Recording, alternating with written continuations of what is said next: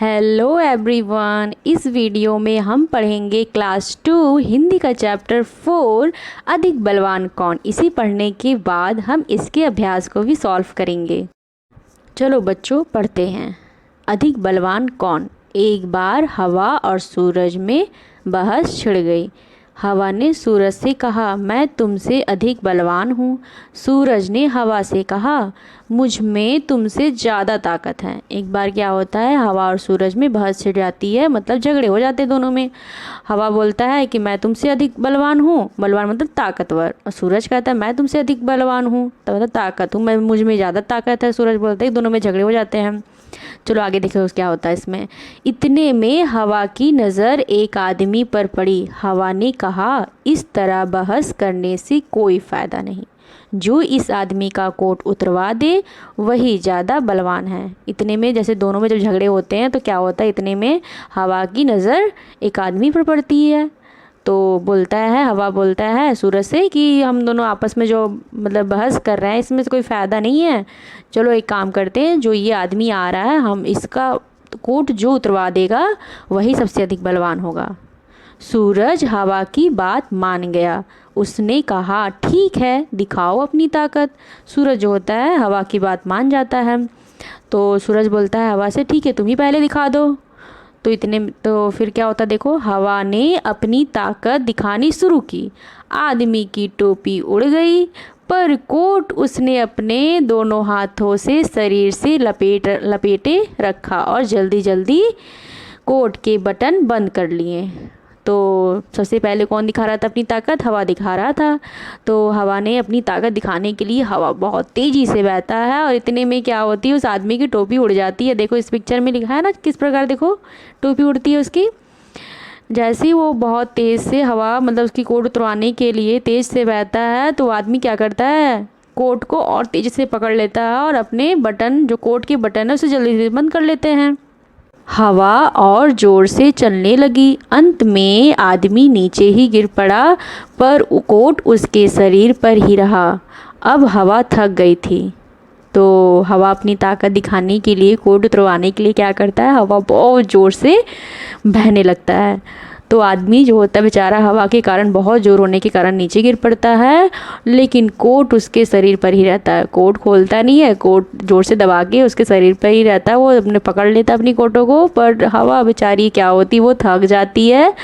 अंत में क्या होता, देखो आगे क्या होता है। सूरज ने कहा, हवा अब तुम मेरी ताकत देखो। सूरज तपने लगा। तो क्या होता है, सूरज बोलता चलो ठीक है तुम्हारा हो गया, अब मेरी बारी है, अब तुम देखो मेरी ताकत। सूरज तपने लगा। आदमी ने कोट के बटन खोल दिए। सूरज की गर्मी और बढ़ी। आदमी ने कोट उतार दिए और उसे हाथ में लेकर चलने लगा। तो सूरज क्या करता है, जैसे ही थोड़ा तपने लगता है, कम ही तपता है, लेकिन वो क्या करता है, वो कोट की बटन खोल देता है। तो उतरवाने के लिए क्या करता है सूरज, और तेज़ से अपनी गर्मी बढ़ा देता है। फिर वो आदमी कोट को उतार लेता है और कोट को अपने हाथ में लेकर चलने लगता है। देखो भाई सूरज की ताकत देखा। सूरज ने कहा, देखी मेरी ताकत, उतरवा दिया ना कोट। हवा ने सूरज को नमस्कार किया और कहा, मान गई तुम्हारी ताकत को। बच्चों अब अभ्यास को सॉल्व करते हैं। कौन नंबर है, हवा को ऐसा क्यों लगा होगा कि वह सूरज से अधिक बलवान है।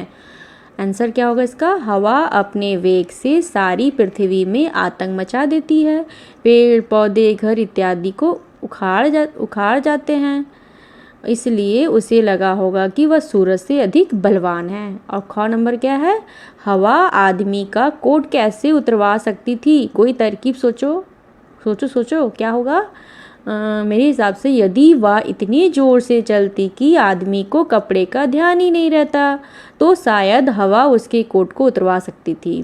बटन हवा के वेग से टूट जाते हैं और वह उतर जाता।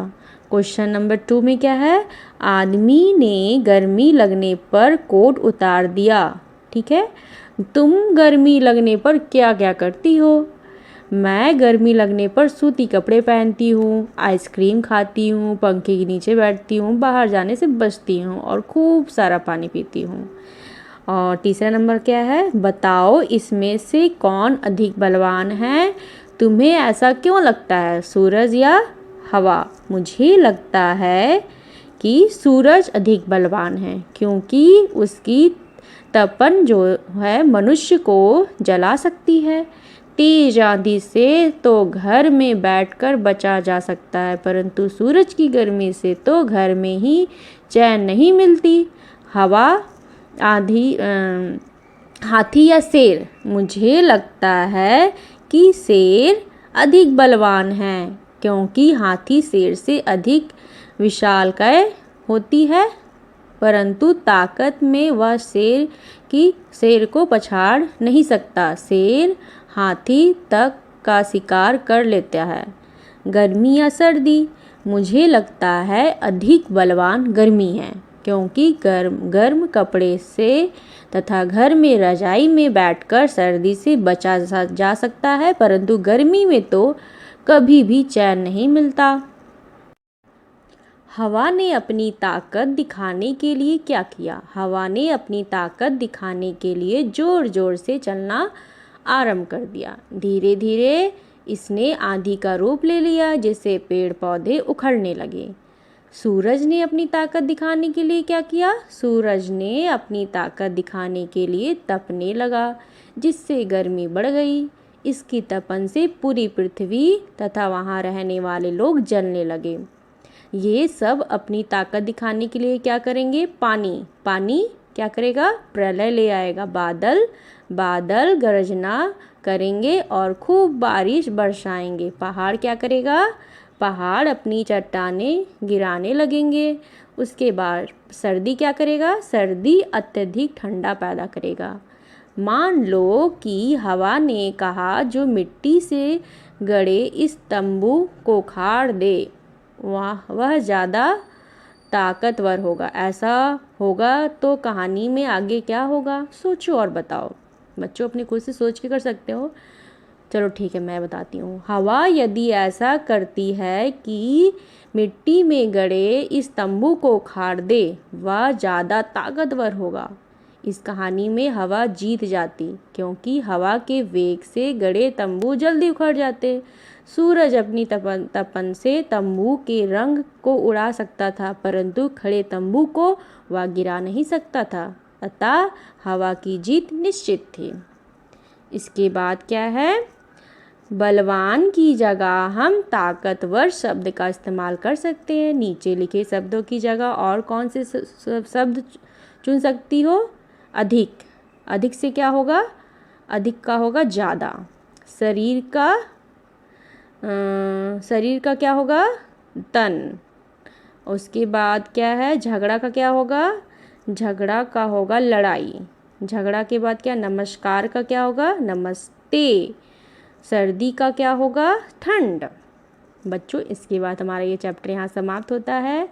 मेरी वीडियो को देखने के लिए थैंक यू, और मेरे वीडियो को लाइक, शेयर और सब्सक्राइब ज़रूर करें।